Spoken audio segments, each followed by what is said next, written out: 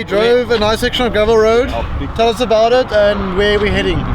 We going to Nieuwtville to the right, last 50 kilometers for the day, and we've done a very smooth, awesome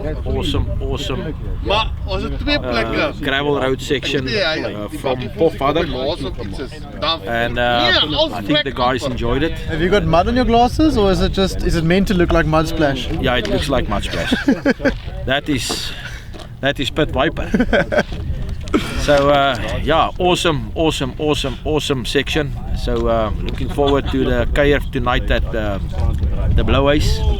Johan Kotze is waiting for us with he's going to put some sheep on the barbie. Oh, nice. So Lekker Scarp Chop is waiting for us, and he's got an awesome place. So we're going to have a lekker kuier tonight with the boys, and it's the last night. So of course the strafdopper is going to loop tonight. Papi, so 'n paar manne wat gaan seer kry.